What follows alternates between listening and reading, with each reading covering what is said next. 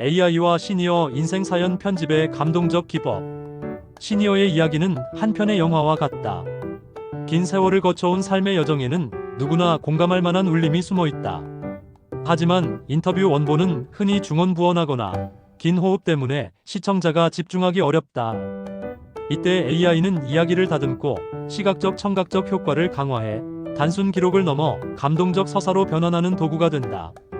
첫 번째 기법은 AI 기반 요약과 스토리 아크 설계다. 인터뷰 전체를 AI 텍스트 분석 툴에 입력하면 주요 사건과 감정 포인트를 자동으로 추출할 수 있다. 운영자는 이를 바탕으로 도입 갈등 전환 울림 메시지라는 스토리 아크를 구성한다. AI가 구조를 제시하고 인간이 감정을 배치하는 방식은 효율성과 감동의 균형을 만든다. 두 번째 기법은 자연스러운 편집 리듬 생성이다. AI 자동 컷 편집 기능은 불필요한 공백, 중복, 잡음을 줄여준다. 하지만 중요한 감정 포즈나 눈빛은 삭제하지 않고 남겨두어야 한다. 감동은 말보다 침묵의 순간에서 자주 나온다. AI가 기초 정리를 하고 인간이 감정을 지키는 편집이 필요하다. 세 번째 기법은 이미지 영상 보강이다. 시니어가 과거를 회상할 때 AI 이미지 생성기를 활용해 당시 시대적 장면을 재현할 수 있다. 흑백 사진, 옛거리 풍경, 추억 속 장소를 시각화하면 이야기는 단순 말이 아니라 시청각적 체험으로 확장된다. 단, 실제 가족 사진이나 자료를 혼합해야 AI 이미지가 과장되거나 이질적으로 느껴지지 않는다. 네 번째 기법은 AI 음성 자막 지원이다. 시니어의 발음이 흐리거나 청취가 어려운 경우 AI 자막 생성과 음성 보정은 시청자의 이해를 돕는다. 또한 AI 보이스오버로 인터뷰 내용을 보강하거나 일기체로 재구성된 나레이션을 삽입하면 이야기의 문학적 감수성을 더할 수 있다. 다섯 번째 기법은 감정적 음악과 효과 설계다. AI 음악 추천 툴은 장면의 톤에 맞는 배경음을 자동 제안한다. 그러나 감동을 과잉으로 몰아가서는 안 된다. 사연의 진정성이 손상되지 않도록 음악은 감정을 보조하는 정도로만 활용해야 한다. 삶의 울림을 존중하는 절제가 핵심이다. 결국 AI를 활용한 시니어 인생 사연 편집의 본질은 기술로 감동을 만드는 것이 아니다. 그것은 AI가 정리와 보조를 담당하고 인간이 진정성과 감정을 지키는 협업 과정이다. 이 균형 속에서 영상은 단순 기록이 아니라 세대를 뛰어넘는 감동적 아카이브로 재탄생한다. 시니어 사연 영상의 음악과 내레이션. 시니어의 이야기는 삶의 깊은 울림을 담고 있다. 그러나 그 이야기가 시청자의 마음에 직접 닿기 위해서는 단순히 말 이상의 장치가 필요하다. 음악은 감정을 열어주고 내레이션은 이야기를 구조화한다. 두 요소가 유기적으로 결합될 때 시청자는 공감과 몰입의 여정에 들어선다. 첫 번째 원칙은 음악의 절제된 사용이다. 감동적인 사연이라고 해서 처음부터 끝까지 음악을 깔면 오히려 피로감을 준다. 중요한 전환점, 가난했던 시절의 고백, 가족과의 이별, 다시 찾은 희망에서만 음악을 삽입해야 한다. 이때 AI 음악 추천 툴을 활용하면 감정 톤에 맞는 음악을 신속하게 찾을 수 있지만 최종 선택은 반드시 인간의 감각이 필요하다. 두 번째 원칙은 내레이션의 보조적 역할이다. 인터뷰가 중심인 영상에서 내레이션은 이야기의 빈틈을 메우는 장치일 뿐 주인공의 목소리를 대체해서는 안 된다. 내레이션은 배경 설명, 시대 맥락, 사연의 연결 다리를 제공하는 데 그쳐야 한다. 특히 시니어의 목소리가 어렵게 들릴 경우 내레이션은 보조적 가이드 역할로 감정을 보완한다. 세 번째 원칙은 음악과 내레이션의 타이밍 조율이다. 음악이 내레이션을 덮거나 내레이션이 음악의 흐름을 끊으면 몰입이 깨진다. 따라서 내레이션이 끝난 후 잠시 여백을 두고 음악이 고조되는 식의 흐름 설계가 필요하다. 이는 영상 편집 과정에서 호흡을 만드는 핵심이다. 네 번째 원칙은 감정의 진정성 유지다. 시니어 사연은 삶과 죽음, 희망과 회한 같은 무거운 주제를 담는다. 이때 음악과 내레이션이 과도하면 억지 감동으로 비칠 수 있다. 따라서 음악은 담백하게, 내레이션은 담담하게 유지하는 것이 오히려 시청자의 눈물을 이끌어낸다. 진정성은 장식이 아니라 절제 속에서 피어난다. 다섯 번째 원칙은 시청자 참여 유도다. 내레이션 마지막 부분에서 여러분은 비슷한 경험을 해본 적 있나요? 같은 질문을 던지면 시청자는 댓글로 자신의 사연을 나누며 커뮤니티적 확장을 이끈다. 이때 배경음악을 잔잔하게 유지하면 감정의 여운 속 참여가 자연스럽게 이루어진다. 결국 시니어 사연 영상에서 음악과 내레이션을 결합한다는 것은 단순한 기술이 아니다. 그것은 음악은 감정의 문을 열고 내레이션은 이야기를 안내하며 주인공의 목소리가 중심을 잃지 않도록 지켜내는 균형이다. 이 균형을 지킬 때 영상은 시청자에게 단순한 감상이 아니라 삶의 울림을 체험하는 장면으로 남는다. 시니어 영상과 커뮤니티 참여 극대화. 유튜브는 더 이상 일방향 방송이 아니다. 특히 시니어 사연 콘텐츠는 시청자들이 나도 이런 경험을 했다는 공감을 나누는 순간의 가치를 배가한다. 따라서 운영자의 과제는 영상을 단순히 보여주는 것에서 멈추지 않고 시청자가 적극적으로 참여하고 기여하는 장치를 설계하는 것이다. 첫 번째 방법은 댓글 유도형 내러티브다. 영상 말미에 여러분의 부모님 혹은 조부모님에게서 어떤 지혜를 배우셨나요? 같은 질문을 던지면 시청자는 댓글로 자신의 이야기를 나눈다. 댓글은 단순 반응이 아니라 또 다른 사연의 아카이브로 축적된다. 두 번째 방법은 사연 공모 시스템이다. 운영자가 정기적으로 여러분의 인생 이야기를 들려주세요라고 공지하고 선정된 사연을 영상으로 제작한다면 시청자는 단순 소비자가 아니라 콘텐츠의 공동 제작자가 된다. 이는 참여와 몰입을 동시에 높이는 강력한 전략이다. 세 번째 방법은 라이브 방송과 Q&A다. 시니어와 운영자가 실시간으로 시청자의 질문에 답하는 순간 시청자는 진정한 연결을 경험한다. 특히 라이브 사연 읽기 같은 코너는 단순 영상보다 훨씬 높은 감정적 몰입을 이끌어낸다. 이때 슈퍼챗이나 후원 기능을 활성화하면 자연스럽게 참여가 수익으로 연결된다. 네 번째 방법은 세대 간 참여 확장이다. 시니어 사연은 젊은 세대에게도 울림을 줄 수 있다. 영상 속에서 이 사연을 부모님이나 조부모님과 함께 보세요라는 메시지를 던지면 영상은 단순 시청을 넘어 세대 간 대화의 매개체가 된다. 이는 커뮤니티를 가족 단위로 확장시키는 효과를 낸다. 다섯 번째 방법은 커뮤니티 이벤트와 보상이다. 사연 공모전, 댓글 참여자 추첨, 굿즈 증정 같은 작은 이벤트는 시청자에게 내 참여가 가치 있다는 동기를 준다. 참여는 자발적이지만 인정과 보상이 결합될 때 충성도는 극대화된다.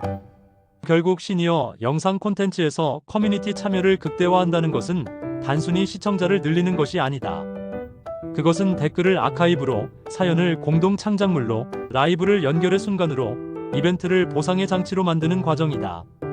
이 과정 속에서 채널은 단순한 플랫폼이 아니라 세대를 아우르는 삶의 이야기 공동체로 성장한다. 인생 사연 시리즈의 브랜드 플랫폼 확장. 한 번의 인생 사연 영상은 감동을 주지만 시리즈화되지 않으면 쉽게 흘러가 버린다. 그러나 이를 반복하고 기획적으로 쌓아 올리면 채널은 단순한 콘텐츠 모음이 아니라 브랜드적 정체성을 가지게 된다. 브랜드 플랫폼으로 확장한다는 것은 단순히 수익 다각화를 뜻하는 것이 아니라 사연이라는 형식을 문화적 자산으로 만드는 과정이다. 첫 번째 단계는 시리즈 정체성 확립이다. 인생 사연 콘텐츠가 누구의 이야기인지, 어떤 메시지를 전달하는지 분명해야 한다.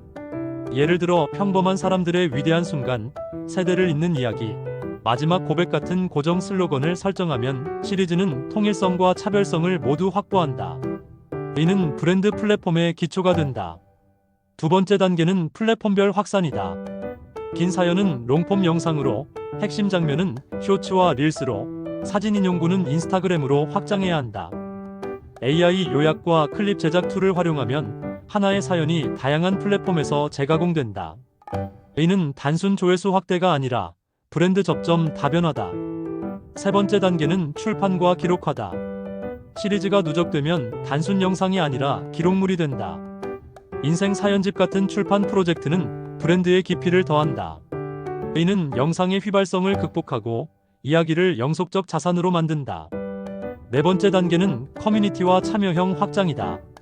팬들이 자신의 사연을 공유하고 다른 사람의 이야기에 반응할 수 있는 장치를 마련하면 플랫폼은 일방적 채널이 아니라 이야기 공동체로 진화한다.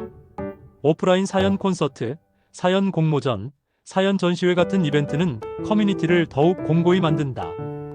다섯 번째 단계는 브랜드 협업과 사회적 캠페인이다. 인생 사연은 기업이 선호하는 메시지 가족, 희망, 기여와 잘 맞는다. 금융, 헬스케어, 교육, 공익단체와의 협업은 콘텐츠를 넘어 사회적 프로젝트로 확장할 수 있다. 이는 채널을 단순 수익 모델에서 사회적 가치와 상업적 가치가 결합된 브랜드 플랫폼으로 끌어올린다. 결국 인생 사연 시리즈를 브랜드 플랫폼으로 확장한다는 것은 단순히 영상을 쌓는 것이 아니다. 그것은 정체성을 세우고 플랫폼을 확산하며 기록을 남기고 커뮤니티를 만들고 사회적 가치를 확장하는 과정이다. 이 과정 속에서 인생 사연은 단순한 콘텐츠가 아니라 세대를 잇고 문화를 만드는 브랜드적 자산이 된다. 롱폼 시니어 콘텐츠와 시청 지속 시간의 심리적 장치. 시니어 인생 사연은 이야기의 힘으로 사람을 붙잡는다. 그러나 유튜브의 환경에서는 30분, 40분의 긴 영상이 끝까지 소비되기란 쉽지 않다. 따라서 운영자는 단순히 이야기를 나열하는 데서 그치지 않고 시청자의 심리를 고려한 몰입 설계를 해야 한다. 지속시간 확보는 기술적 편집이 아니라 심리적 여정의 설계다. 첫 번째 장치는 강렬한 오프닝 훅이다. 영상의 처음 30초는 운명을 좌우한다. 시청자는 이 이야기를 끝까지 들어야 할 이유를 곧장 느껴야 한다. 예를 들어 80세 어르신의 마지막 소원 같은 문장은 즉각적인 호기심과 감정을 불러일으킨다. 오프닝에서 질문을 던지고 그 해답을 마지막에 풀어내면 시청자는 자연스럽게 끝까지 머문다. 두 번째 장치는 챕터와 리듬감 있는 전개다. 롱폼 영상은 챕터 구분이 없으면 단조롭다. 유년기 청년기 전환점 현재의 메시지처럼 구획을 명확히 하고 각 챕터가 마치 소단편처럼 독립적 재미를 제공해야 한다. 이는 시청자가 지루하지 않게 마일스톤을 따라가는 경험을 만든다. 세 번째 장치는 감정 곡선의 조절이다. 감동만 이어지면 오히려 피로감을 준다. 웃음, 회상, 위기, 희망이 교차해야 한다. AI 기반 감정 분석 툴을 활용해 인터뷰의 톤을 파악하고 이를 편집으로 배치하면 감정적 고저가 살아난다. 시청자는 기복이 있을 때 다음 장면에 대한 기대와 호기심을 유지한다.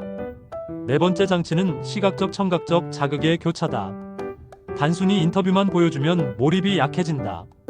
중간에 과거 사진, AI 이미지 재현, 자막 강조, 음악 삽입을 교차하면 시청자의 뇌는 새로운 자극을 받아들인다. 그러나 과잉 효과는 피해야 한다. 핵심은 적절한 변주와 호흡이다. 다섯 번째 장치는 시청자 참여 유도다. 영상 중간이나 끝에서 여러분이라면 어떤 선택을 했을까요? 같은 질문을 던지면 시청자는 단순 시청자가 아니라 이야기 속 참여자가 된다. 참여의식은 곧 이탈 방지 장치로 작동한다. 결국 롱폼 시니어 콘텐츠의 시청 지속 시간을 높인다는 것은 단순히 편집을 길게 하는 것이 아니다. 그것은 오프닝 훅, 챕터 구분, 감정 곡선, 시각 청각 변주, 참여 유도라는 5가지 심리적 장치를 통해 시청자를 감정의 여정 속으로 붙잡아두는 과정이다.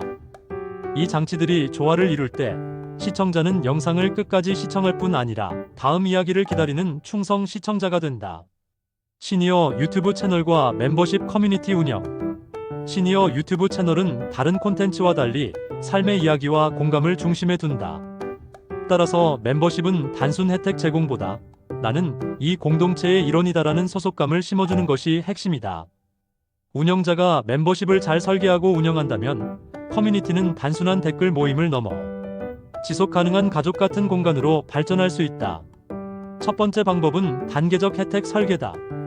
시니어 채널의 멤버십은 너무 복잡하지 않아야 한다. 기본 단계에서는 배지 이모티콘 같은 상징적 혜택을, 중간 단계에서는 전용 영상 비하인드 스토리를, 상위 단계에서는 소규모 라이브 Q&A 같은 밀착 소통을 제공하면 이상적이다. 이는 시청자 개개인의 참여 의지를 존중하는 맞춤형 선택지가 된다.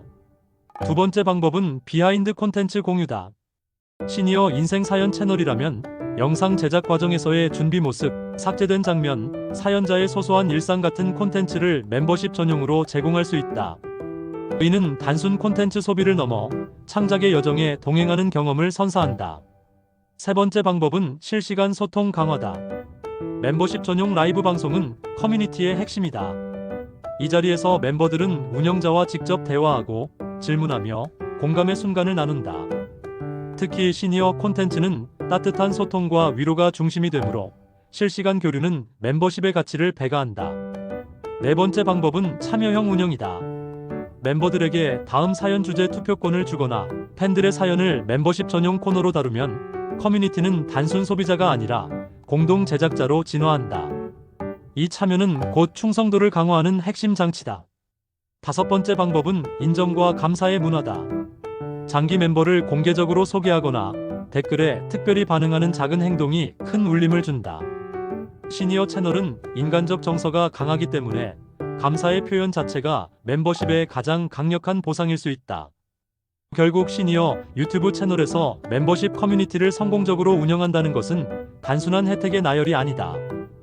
그것은 단계적 혜택, 비하인드 공유, 실시간 소통, 참여형 운영, 감사의 문화라는 다섯 축을 통해 시청자를 단순한 구독자가 아니라 함께하는 동행자로 만드는 과정이다. 이 구조가 자리 잡을 때 멤버십은 단순 수익 모델을 넘어 시니어 콘텐츠 채널의 핵심적 기반이 된다. 인생 사연 브랜드 플랫폼과 사회적 캠페인. 한 사람의 인생 이야기는 작은 울림에 그칠 수 있다. 그러나 수많은 이야기가 모이면 그것은 사회적 목소리가 된다. 인생 사연 브랜드 플랫폼은 바로 이 집단적 서사를 사회와 연결하는 창구다. 이때 운영자의 과제는 감동적인 이야기를 단순 기록에 두지 않고 사회적 가치와 연결된 행동으로 전환하는 것이다. 첫 번째 전략은 캠페인 주제 선정이다. 사연 속에서 반복적으로 등장하는 메시지를 사회적 의제로 발전시켜야 한다. 예를 들어 외로운 노년, 세대 간 단절, 삶의 마지막 소원 같은 키워드는 자연스럽게 고독사 예방 캠페인, 세대 공감 캠페인, 노인 돌봄 캠페인으로 이어질 수 있다. 콘텐츠가 곧 문제 제기의 플랫폼이 된다. 두 번째 전략은 브랜드 협력이다. 사회적 메시지를 캠페인으로 전개할 때 브랜드와의 협업은 강력한 동력이 된다. 예를 들어 보험사와 함께하는 안전한 노후 캠페인, 식품 기업과 함께하는 건강한 식생활 캠페인 같은 방식이다. 브랜드는 사회적 책임을 실천하고 플랫폼은 자원과 파급력을 확보한다. 세 번째 전략은 커뮤니티 참여형 캠페인이다. 시청자가 단순히 영상을 보는 데서 그치지 않고 댓글로 자신의 경험을 공유하거나 챌린지 참여, 기부 연계 활동에 참여할 수 있어야 한다. 예를 들어 나의 부모님에게 감사 인사, 전화기 챌린지 같은 캠페인은 개인의 경험을 공동체적 운동으로 확산시킨다. 네 번째 전략은 오프라인 확장이다. 온라인 캠페인은 빠른 확산력을 가지지만 오프라인에서 체험할 때 더 강한 임팩트를 낸다. 전시회, 토크 콘서트, 추모 행사 같은 이벤트를 개최하면 사연이 사회적 기억으로 자리 잡는다. 이는 단순 미디어를 넘어 문화운동으로 확장되는 과정이다. 다섯 번째 전략은 지속 가능성 확보다. 캠페인이 일회성 이벤트로 끝나면 금세 잊힌다.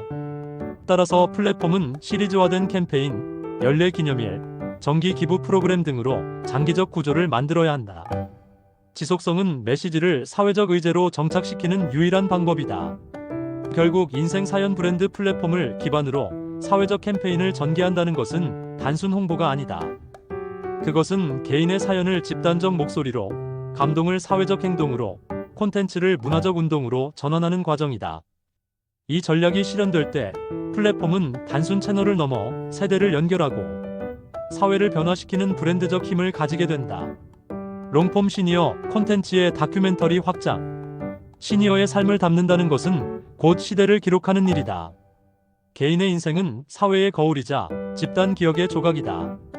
따라서 롱폼 시니어 콘텐츠를 다큐멘터리 형식으로 확장한다는 것은 단순히 영상의 길이를 늘리는 것이 아니라 기획 구조 연출의 차원에서 새로운 정체성을 부여하는 과정이다. 첫 번째 기획 방법은 테마 중심 시리즈화다. 개별 사연이 제각각 존재하는 것에서 벗어나 특정 주제를 중심으로 묶는 것이다. 예를 들어 전쟁 세대의 기억, 노년의 사랑, 이민 1세대의 삶 같은 테마를 설정하면 시리즈는 개별 사연을 넘어 집단적 서사를 구축한다. 이는 다큐멘터리의 뼈대가 된다. 두 번째 방법은 연출적 장치 강화다. 단순 인터뷰 나열이 아니라 사연자 일상의 동선 촬영, 과거 사진자료 영상 삽입, 당시 시대를 재현하는 아카이브 영상 활용을 통해 몰입도를 높인다. AI 이미지 재현, 보이스오버, 음악 설계는 이를 보완하는 도구가 된다. 이렇게 할 때 콘텐츠는 스토리텔링을 넘어 시청각 체험이 된다. 세 번째 방법은 내러티브 아크 설계다. 다큐멘터리 형식에서는 단순 시간 순서보다 문제, 제기, 갈등, 전환, 메시지의 구조가 효과적이다.